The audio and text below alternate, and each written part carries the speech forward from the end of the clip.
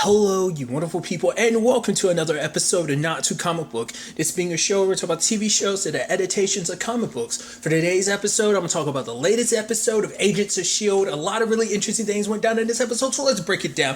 But first and foremost, I love that intro and everything. Side note, I haven't been mentioning it. I love the title cards, like how like the last two were like old timey, and this one was kind of adjusted. You know, I just like the the shift. I think that's gonna be a neat thing because they're gonna be shifting the title card the entire season. You know, representing the decade or the time period they're in and stuff like that. So I think that's actually gonna be pretty dope.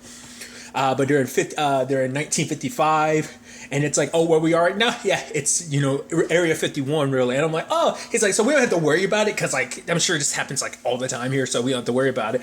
Because it's like, yeah, and I love the whole thing of, like, yeah, as we know, Area 51 is a S.H.I.E.L.D. base. And then Daisy's like, wait, we do? And Coulson's like, yeah, all the areas are S.H.I.E.L.D. bases. And she's like, oh, I guess Conspiracy Me would be pretty happy about this. Which I'm like, it kind of takes me back because I'm like, right, you used to obviously be a conspiracist, but also you're a hacker and stuff. It's like, I mean, obviously those things still come up, but it's just like, you kind of forget, the Sky days, back when she was Sky before she found out who she really was, So it's just like, and I think they included a line like that just to make you go, remember when she was just kind of like the rebel against the system type, that she used to be. I mean, granted, she still kind of is, which is interesting when you actually think about how she has even though she's kind of conformed to the system a little bit, when you actually break it down a little bit, she still is very rebellious in the nature. She's never lost that rebellious streak she's had since the beginning. It's always been a big foundation of who, Daisy is. But nevertheless. So now it's a situation of, obviously, they got to sneak into Area 51, or at least this nearby base, because they're thinking, like, maybe there's something in there that the Chronicons want, which now the Chronicons know that they're following them. But obviously, it's a thing of they can't take, because it's like, oh, why don't we leave some of our people there to self-destruct and kill some people? But it's like, we can't, because the last thing we want is for some of our technology to be left behind. And then, like, that just going to accelerate the creation of S.H.I.E.L.D. Because they have, like, basically a seer. She played by Tamara Taylor. Not is it Tamara or is it Tamara? Whatever the case may be. The thing I best know her for is Cam from Bones. Is kind of like the first thing I really got to know her from. Other than that, she was in season 1 of Ultra Carbon. It's like kind of like was it Prescott, the lawyer?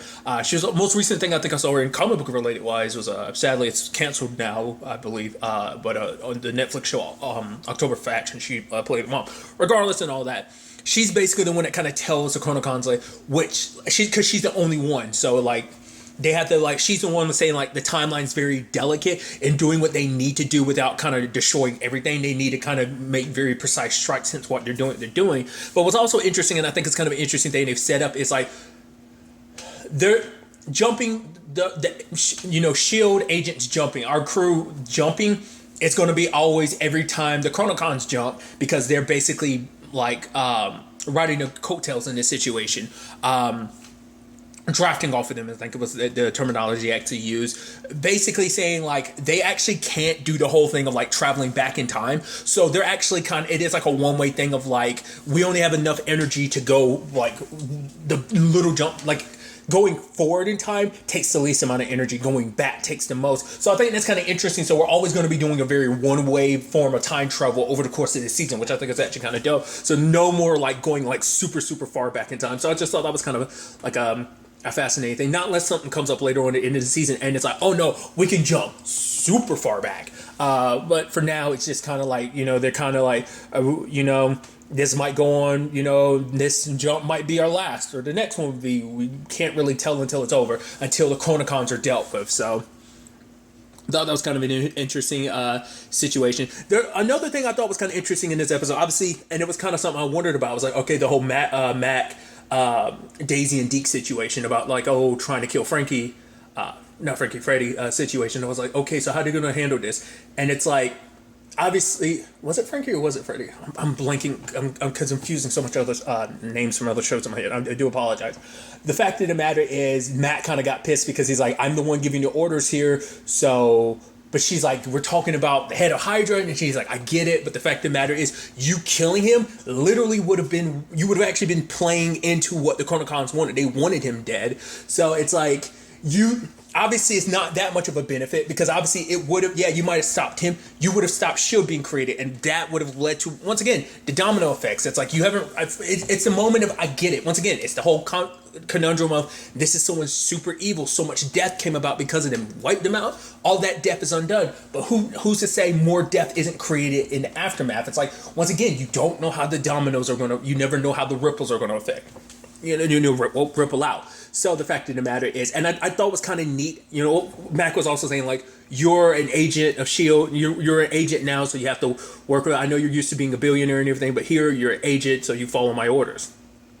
So it led to an interesting conversation later on between Daisy and Deke, because for her, it's like, you don't know, it's like, oh, he's like the Grand Wizard, and then like Deke is like, oh, that's a good thing. It's like, oh, like, it's super not, because she's like, it's super not, in the context of everything. But it's just like, the fact of the matter, it's the thing of like one versus many, and because you didn't pull the trigger, so many people, it's like, but for him, it's like, that was a teenager you're asking me to kill. For him, it's like, because she even throws out a line I thought was interesting, where she was like, she's like, I mean, I don't get it, like, who you were before, like, would have done everything, but he's like, basically almost like, don't throw my past at me, like, I'm not the same person I was you met in that lighthouse. I don't ever want to be that person again. And even she's like, I understand, because that was the Deke who was willing to do whatever it takes to survive. The fact of the matter is, I become a better person. He doesn't want to backpedal and become that person again. It's like, that was a point where it's like, I need to do whatever I can to survive. So, because the device that they think the Chronicons are after in the past, he says that in his future, that was something that we used, ship killers. Like, it was used to like power ship killers. So it's like, we got to make sure the Chronicons that would get their hands on this. So obviously Coulson and Gemma go undercover, and it's like, also I love that, like, and I said this while I was watching the episode, poor Michael Gaston. I feel like every time Michael Gaston pops up in something, he's always some official, like some government person, whether it's like some head of some agency, the CIA or whatever the case may be. They always put him, he always kind of gets typecast as a douchebag. Like, whatever position he's in, his character more of, like, it's like 9 out of 10 times his character's most likely going to be a dick. But in general, Sharp ended up kind of not being, that ended up not being an exception with Sharp. But I thought it was interesting. They ended up knocking him out, and they ended up kidnapping him, and Coulson is pretending to be him, and it's like, well, we had to get creative with Gemma, and it's like, all right, sorry, your secretary's going. He's like, that's not my secretary, that's my boss. I was like, oh, where are you going with this? And it's like the S.H.I.E.L.D. badge. I was like, wait, it's, and he's like, this way, Miss Carter. I was like, of course. And then Coulson being like, you're enjoying this too much, and Gemma really, I was like, it makes perfect sense and everything. And at first, I love them, like, getting a view of the lab and everything that they're working on. Like, oh, like, here's a radio that's portable and a watch. Oh, here's an EMP. Oh my God, imagine the future. It's going to reach 30 feet. It's like, oh, wow. But nevertheless, things aren't that simple. So it's like, all right, well, we don't know who the Chronicons could be, so we're going to have to look through everybody. And they're doing all these different tests to try and get emotional responses out of people. And it's like, John Wayne, who cares? John Wayne's not that special. He's like, who cares? America cares. And so, like, and even at one point he's like, all right, I want you to tell me how this makes you feel. The word moist. And the dude looks at culture, he's like, moist. And I'm like, I love that made him feel. And then, like, Gemma was like, yeah, she was whatever, like, because obviously we don't get the full context of it, but part of the conversation she was bringing up, like, she was talking to one of the scientists, and it seemed like it was kind of like like 2 star-crossed lovers type of situation. I'm like, did you kind of twist it? I guess she was referencing something specific from the time, but like just a little bit we heard, I was like, sounds a little bit like you and Fitz. So that seemed like that whatever you were referencing kind of was a little close to home in its own regard. But the dude's breaking down, and Gemma and Coulson are like, oh no, it's okay. No, you're all right. The fact of the matter is also there's a situation with May. She's up and about. She's like, where are we? And it's like, oh yeah, we're in 55 to stop the Chronicons from doing all this and that. And I love that, like, Deke is like, so do you want to, like, take a second to process that? And she's like, no, she's good. I'm like, what is that? But we'll get to that soon enough. But I love that, lo and behold, who shows up? Daniel. Now, I'll go ahead and be upfront. I've not seen Agent Carter. I've heard nothing but good things. Once again, sadly, it's also because the show got canceled, so I was less inclined to check it out. I do want to try and watch it both seasons before the next episode of Agents of S.H.I.E.L.D. But regardless, the thing is, I know him from like Emergence. He was an FBI agent, so like probably like people who'd watch Agent Carter probably are like, oh, that's the dude from Agent Carter. I obviously didn't have that correlation, so obviously I don't have the context of it, but I picked up enough to be like, oh, him and Peggy were partners. He has a thing for Peggy because wait, she's here. He's like, I look in the mirror. All right, make sure I look good. He's like, hey, Agent Carter. But it's like, unfortunately for Simmons, it's like, oh. He's like, oh, finally nice to put a name to the face. And she's trying to suss him out. He's trying to suss her out. But then she figures out exactly who he is. So she gets arrested. You had that situation with Coulson on the bus asking people questions, and I love it gets to the old lady, and she's like he's like a turtle turned on his back, and it's burning in the sun, and you haven't done anything. Why haven't you done it? She's like, you're a horrible man. Why? And she's like, I'm sorry. She's like, you're a sick man. Why would you?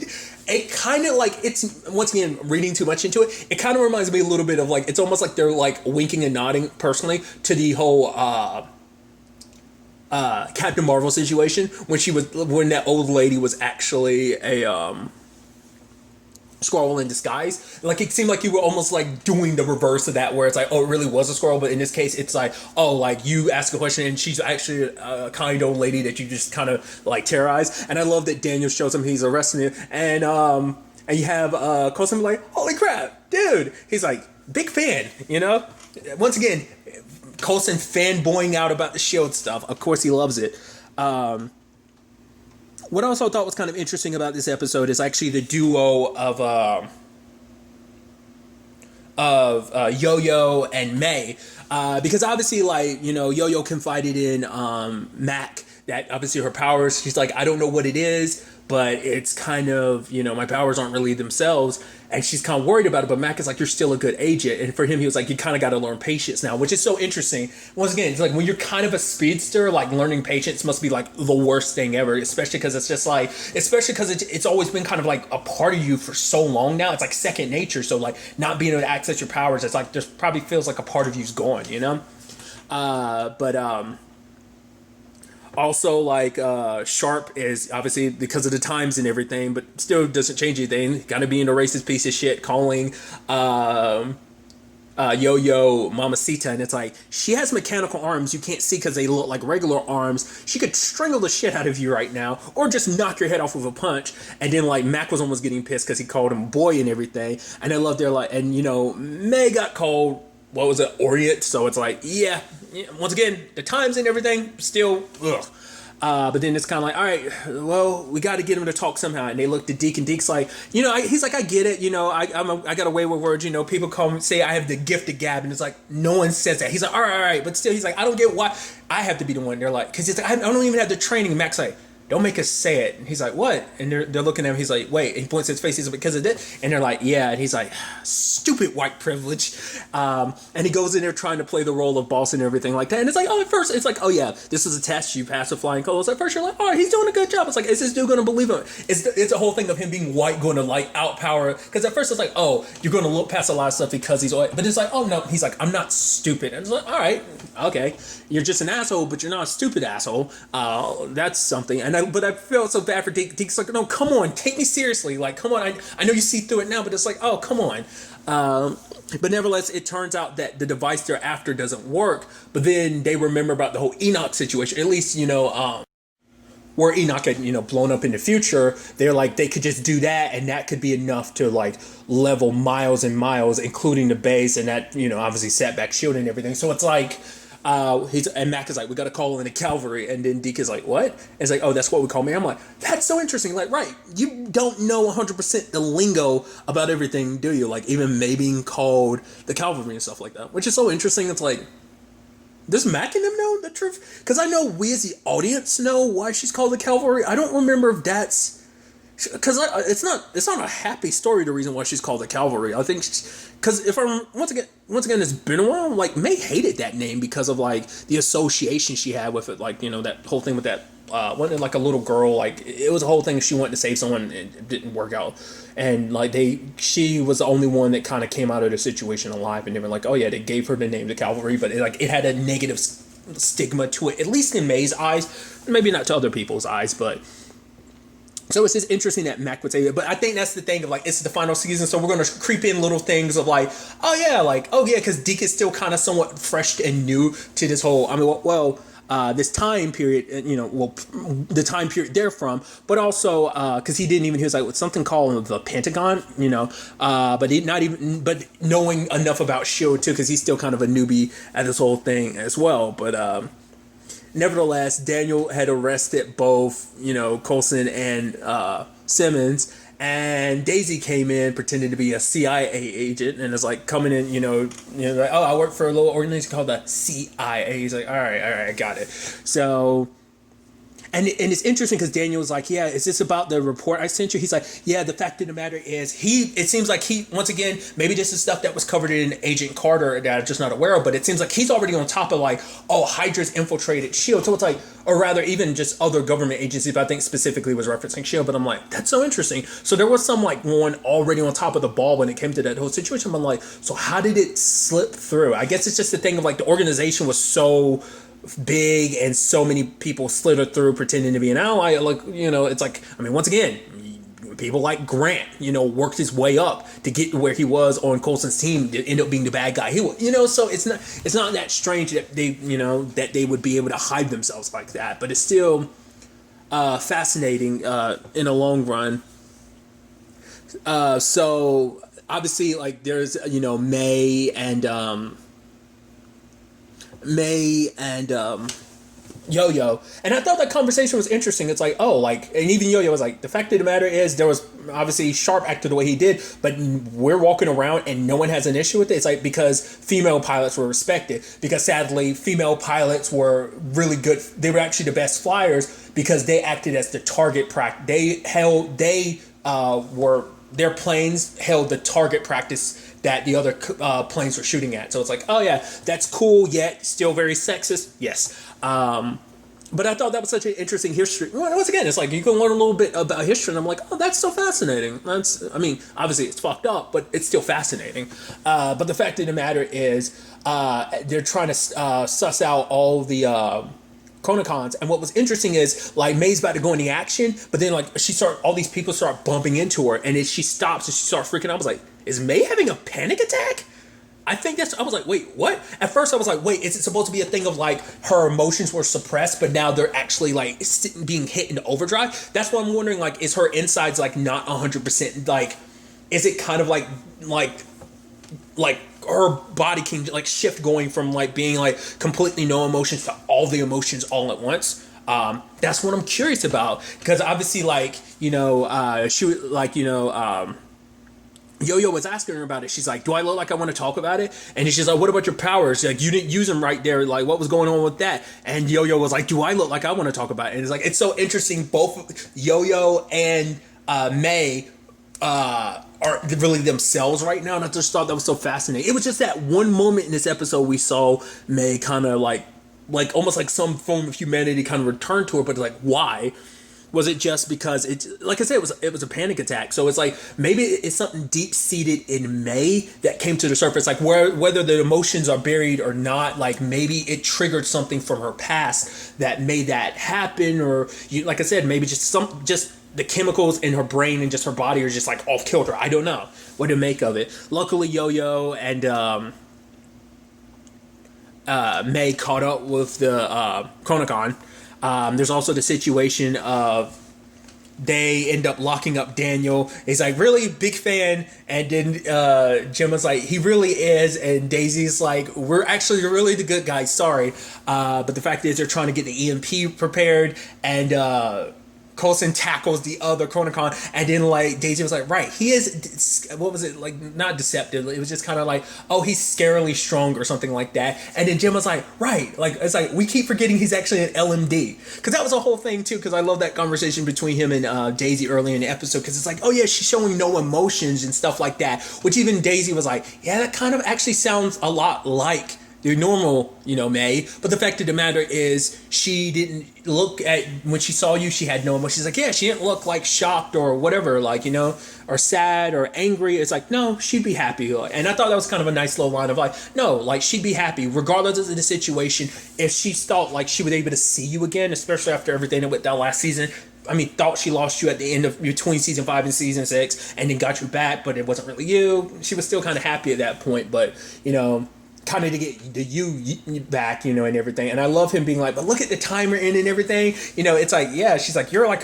you're a super advanced robot. He's like, I know, and we're here in the 50s, such an innovative time. And then she points to like, well, the bathroom or whatever, and it's like whites only, colored only. He was like, well, yeah, we still got a long way to go. And I'm like, ugh. Kind of, yeah, that's the sad thing about time travel. It's like, it kind of puts a damper because you're like, all right, not every point in time is good. It kind of reminds me of Timeless, because Timeless is one of those time travel shows that didn't shy away from being something Rufus had to deal with. I mean, Lucy as well being a lady. Regardless, I'm going on a tangent and stuff like that. Actually, interestingly enough, a lot of time travel talk today. Regardless, I mean, obviously, within the grand scheme of things, it makes sense, especially with this. And especially because the reason I'm bringing that up, because it's like, oh yeah, like the 100 is dealing with like time travel to a certain extent this season as well. Like I said, tangents and all that. So it's pertinent, but still. What was interesting, though, is that they did activate the EMP and it affected Coulson, too, because I guess it did cross their mind. Once again, it's like, right, I guess they're so thinking like, oh, Coulson's Coulson, so they don't think about I guess because he's also an LMD, because he's so advanced, you wouldn't think. I think it's just the fact is that he is more of a robot, so you wouldn't. Maybe I don't know if they took into calculation that like it would affect Coulson. And like I said, in the heat of the moment, they were trying to shut everything down. And obviously Daniel's looking at one of the Chronogons, and he sees it melted into a puddle. He's like, wait, what the hell? Then he sees Coulson, and it's like, oh, his eyes are wide open, and he's in the state he's in. He's like one of the good guys, right? So I don't know if he registers like, oh, your eyes are wide open and everything, whether that's, I don't know if you're something else. I don't know if he's necessarily pieced that together. But what's interesting is when we zoom into his eyes, like, what are we going to see? And the color in his eye goes from like blue to black, not more like gray, essentially. And I'm like, so what does that mean? Like, obviously, I guess maybe the longer he's offline, like maybe some stuff is getting deleted, or like, I don't know what that's supposed to represent. And just like, maybe it's nothing. I just feel like they went out of their way to focus on it for a bit. So it's like, it has to have some significance, I'm curious to see what that significance will end up being. I wonder, is it going to be a thing of like, the longer he's like that, the more the LMD he becomes and less Coulson he becomes. So maybe it's something like that. I don't know. It could just be that the EMP fried something in his system, so parts of, like I said, what made him Coulson might be gone. Who knows? But I love the whole situation with Sharp, where it's kind of like, all right, we gotta find some way to deal with him. So they're making it seem like they were aliens. It's like, human, if you talk about what we'll come back when we kidnap you again. And Mac turns and looks at Deacon, just kind of like, we'll probe you. And then they're kind of leaving, and Deke's almost nodding like, yeah, and just Matt's just like, ugh. And so I'm like, oh, so is this technically where quote unquote probing started? Like, did you kind of start that? And Sharp runs into a diner. He's like, oh, I was abducted by aliens. And she's like, yep, here's another one. He's like, but I think they were also commies from the future. And I'm like, okay. So one way to kind of handle that, because he'll just seem like a raving lunatic. But obviously, this plan of theirs failed, but obviously they didn't jump immediately, so that means there's still other opportunities in 55 for them to, mess things up. They still have that window of opportunity, so I'm really curious to ultimately see where all of this, ends up ultimately taking us going forward next episode, especially because it's like, well, how do you get around explaining all of this to Daniel and stuff like that? Because it's also going to be a thing of like, well, we can't change the timeline too much, because you're going to be telling him stuff that he shouldn't know, especially S.H.I.E.L.D. related stuff he should know, so like, how do you get around that? Once again, Coulson and everything, maybe some more about this May situation. Like I said, it'd be interesting if they did run into Enoch, but I mean, once again, like, why would he know exactly where to find him? He was like, they left him in 31, so like, why would he know, like, oh, I know exactly where they are, they're in area 51, like, he's not well versed enough in S.H.I.E.L.D. to know all that stuff, so it's like, but it makes you wonder, like, all this, like, are they going to come across Enoch like randomly? He'd be like, oh, Enoch, and he's like, yeah, I've been waiting for you for the past 24 years. So, stuff like that, because I'm wondering, because of the whole him being a Chronicon thing, like, like I said, you'd assume like he doesn't age or whatever, so I'd be curious to see, them kind of play into that, but we'll ultimately have to, like I said, wait and see where all of this ends up taking us going forward into the next episode. But really, that's all I want to talk about. So next time we meet, be happy, be safe, live life to the fullest, and enjoy it. Good day, and goodbye.